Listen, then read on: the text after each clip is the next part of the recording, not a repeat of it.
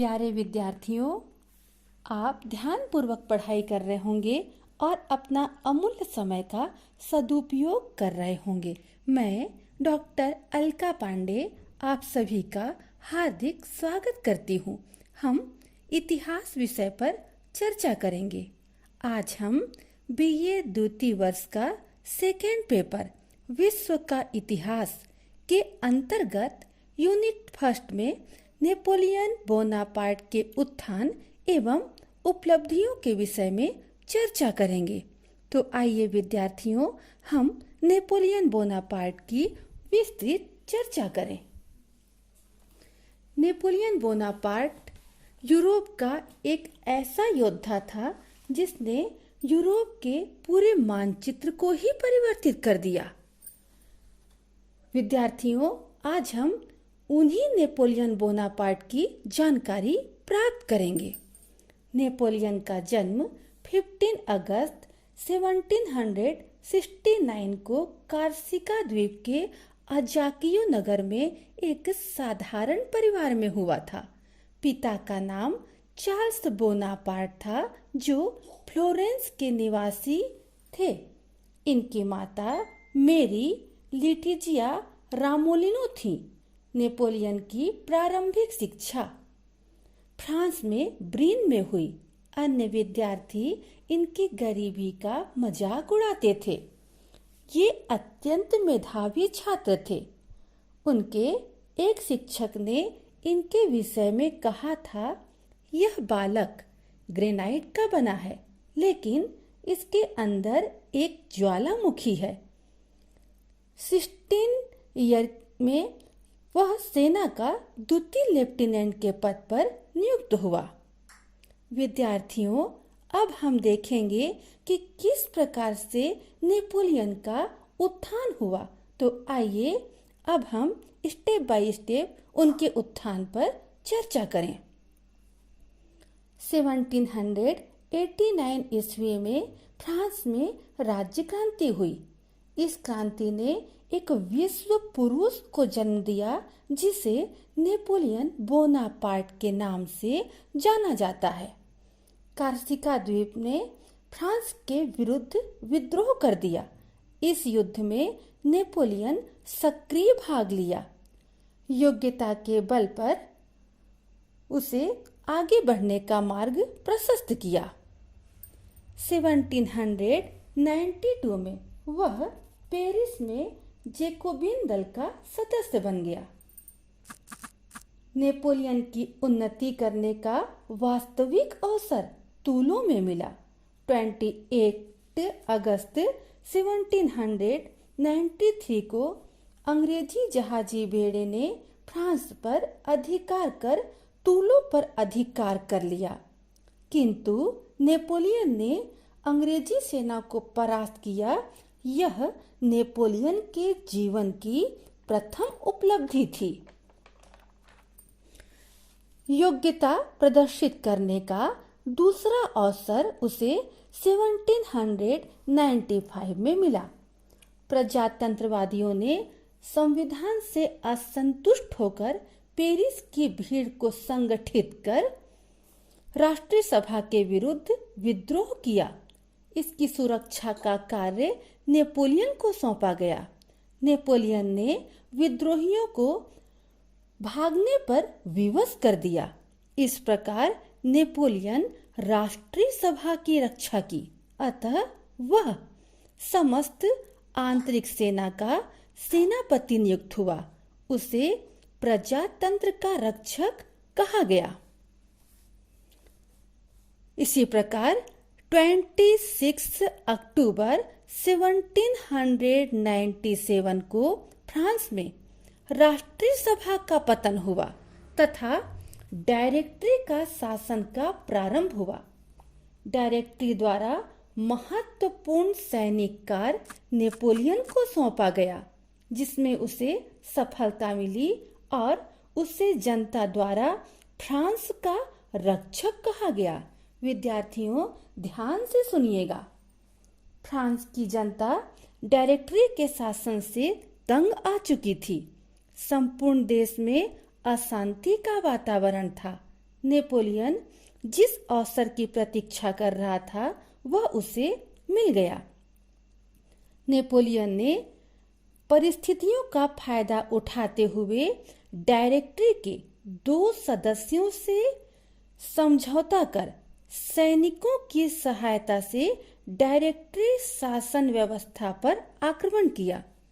इस प्रकार डायरेक्टरी के शासन का 10 नवंबर 1799 को अंत हुआ और फ्रांस में कॉन्सुलेट शासन की स्थापना हुई।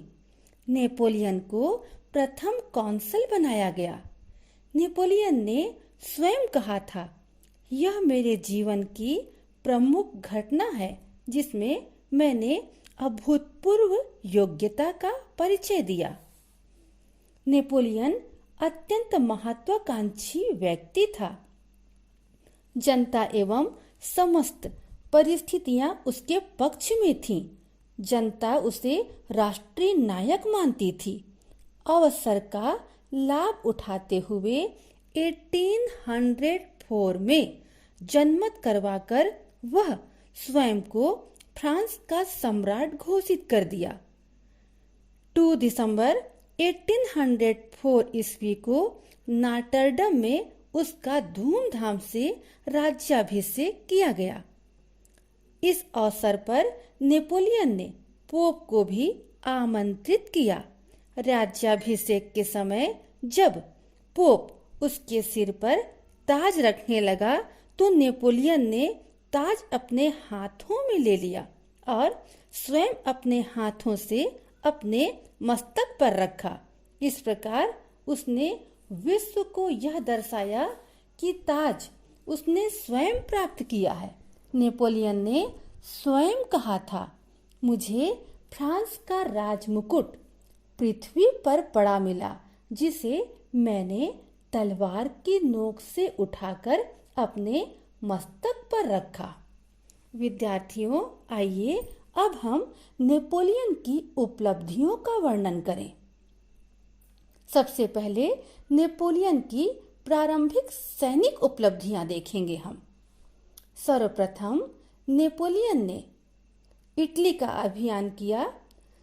नेपोलियन ने अल्प्स पर्वत पार करके सार्डिनिया की सेना को परास्त किया। 1796 में पिडमांट के राजा ने नेपोलियन से संधि कर ली। 10 मई 1796 को मिलान पर अधिकार कर लिया। पोप से समझौता। पोप ने नेपोलियन से टेलेंटिनो नामक स्थान पर समझौता कर लिया। ऑस्ट्रिया का अभियान 17 अक्टूबर 1797 को ऑस्ट्रिया के साथ केम्पो फार्मिया की संधि कर ली, जिसका अत्यधिक राजनीतिक महत्व है। मिस्र का अभियान। मिस्र पिरामिडों का देश पर विजय प्राप्त कर स्वयं को मुसलमान घोषित किया तथा कुरान के प्रति श्रद्धा व्यक्त की। 1799 में सीरिया पर आक्रमण कर सफलता अर्जित की। विद्यार्थियों, अब हम देखेंगे प्रथम कॉन्सल के रूप में नेपोलियन की उपलब्धियां। फ्रांस में प्रथम कॉन्सल का पद ग्रहण करने के बाद फ्रांस की दयनीय स्थिति को सुधारने का वह प्रयास किया, जो नेपोलियन की बहुत बड़ी उपलब्धि थी। फर्स्ट है संविधान का निर्माण। प्रथम काउंसिल के बाद नेपोलियन ने एक नवीन संविधान का निर्माण किया, जो क्रांति युग का चौथा संविधान था। प्रथम काउंसिल को अन्य काउंसिलों से अधिक शक्ति प्राप्त थी, अर्थात राज्य की संपूर्ण सत्ता नेपोलियन के हाथों में केंद्रित थी। नेक्स्ट है प्रशासनिक सुधार। नेपोलियन ने शासन व्यवस्था का केंद्रीकरण किया और डिपार्टमेंट तथा डिस्ट्रिक्ट की स्थानीय सरकार को समाप्त कर प्रीफेक्ट एवं सब प्रीफेक्ट की नियुक्ति की। नेक्स्ट है आर्थिक सुधार। नेपोलियन ने फ्रांस की जर्जर स्थिति सुधारने के लिए कर प्रणाली को सुचारू बनाया। कर वसूलने का कार्य केंद्रीय कर्मचारियों के जिम्मे किया। घूसखोरी, सट्टेबाजी, ठेकेदारी में अनुचित मुनाफे पर रोक लगा दी। फ्रांस में वित्तीय गतिविधियों को सुचारू रूप से चलाने के लिए बैंक ऑफ फ्रांस की स्थापना की। बंजर और रेतीले इलाके को उपजाऊ बनाने की योजना बनाई। व्यापार के विकास के लिए आवागमन के साधनों में पर्याप्त ध्यान दिया। समस्त अनावश्यक खर्चों पर प्रतिबंध लगा दिया। भ्रष्ट अधिकारियों को दंडित किया। इस प्रकार देश का आर्थिक विकास इतनी तेजी से हुआ कि इंग्लैंड भी चिंतित हो उठा। नेक्स्ट है शिक्षा के क्षेत्र में सुधार। शिक्षा को प्राथमिक, माध्यमिक और उच्च स्तरों पर संगठित किया। साथ ही विशेष स्कूलों की व्यवस्था की गई, जिसमें कला, विज्ञान, व्यावसायिक शिक्षा का प्रबंध था। विश्वविद्यालय की भी स्थापना की गई। नेक्स्ट है धार्मिक सुधार। नेपोलियन ने पोप से 1801 में समझौता कर लिया, जिसे कांकाडर्ट कहा जाता है, जिसमें कैथोलिक धर्म को राजकीय धर्म के रूप में स्वीकार किया गया। नेक्स्ट है सामाजिक समानता। नेपोलियन ने उच्च व निम्न वर्गों के भेद को समाप्त कर दिया। नेक्स्ट है न्याय एवं दंड व्यवस्था। न्यायालयों की स्थापना की गई। न्यायाधीशों की नियुक्ति स्वयं नेपोलियन करता था। नेपोलियन का दंड विधान बहुत कठोर था। नेक्स्ट है प्रतिष्ठा मंडल की स्थापना। यह उपाधि केवल उन्हीं लोगों को दी जाती थी जिन्होंने कोई असाधारण अथवा वीरतापूर्ण कार्य किया हो। नेक्स्ट है कानून संहिता का निर्माण। विद्यार्थियों ध्यान से पढ़िएगा। नेपोलियन की सर्वाधिक उपलब्धि और स्थायी कार्य था विधि संहिता का निर्माण। इसे नेपोलियन संहिता भी कहा जाता है। स्वयं नेपोलियन ने घोषणा की थी, मेरे कानूनों का संग्रह मेरी विजयों से अधिक स्थायी रहेगा। इस कोड के द्वारा नेपोलियन ने फ्रांस में सार्वलौकिक कानून पद्धति की स्थापना की। इस प्रकार प्रथम कौंसल के रूप में नेपोलियन ने फ्रांस में सुधारात्मक कार्य कर अभूतपूर्व उपलब्धि हासिल की।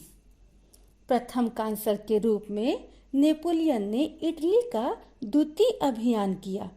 इस समय तक फ्रांस और इंग्लैंड लंबे समय से युद्ध करते करते थक चुके थे। नेपोलियन यह समझ चुका था कि शक्तिशाली नौसेना के बिना इंग्लैंड को परास्त करना संभव नहीं है। दूसरी ओर इंग्लैंड को भी आभास हो गया था कि शक्तिशाली थल सेना के अभाव में फ्रांस पर विजय प्राप्त नहीं की जा सकती है। अतः 1802 में दोनों के मध्य आमिया की संधि हुई। यह नेपोलियन की महत्वपूर्ण उपलब्धि थी। हालांकि यह संधि स्थायी प्रमाणित नहीं हुई। विद्यार्थियों, अब हम देखेंगे सम्राट के रूप में नेपोलियन की उपलब्धियां। 1804 में नेपोलियन फ्रांस का सम्राट बन गया। इस घटना से सारे यूरोप में हलचल पैदा हो गई। सम्राट बनने के पश्चात नेपोलियन ने ऑस्ट्रिया के साथ युद्ध किया, जिसमें नेपोलियन की शानदार विजय हुई। तत्पश्चात नेपोलियन ने पवित्र रोमन साम्राज्य का अंत कर राइन के राज्य संघ का निर्माण किया। उसने स्वयं को रोम का बादशाह घोषित किया। 1806 में नेपोलियन ने प्रसा की सेना को पराजित कर प्रसा की शक्ति को पूर्णतः समाप्त कर दिया। पुनः नेपोलियन ने ड्रेसडन के युद्ध में ऑस्ट्रिया को परास्त किया। यह उसकी बहुत बड़ी उपलब्धि थी। नेपोलियन ने रूस को भी फ्रीडलैंड के युद्ध में हराकर टिलसिट की संधि के लिए विवश किया। इस प्रकार नेपोलियन लगभग सारे यूरोप का स्वामी हो गया। विद्यार्थियों, अद्भुत सैनिक क्षमता तथा प्रशासनिक क्षमता से वह सभी को चकित कर दिया था। यूरोपीय राजनीति क्षितिज पर नेपोलियन का प्रादुर्भाव धूमकेतु की तरह हुआ। अपनी प्रक्रिया और परिश्रम के बल पर वह शीघ्र ही यूरोप का भाग्य विधाता बन बैठा।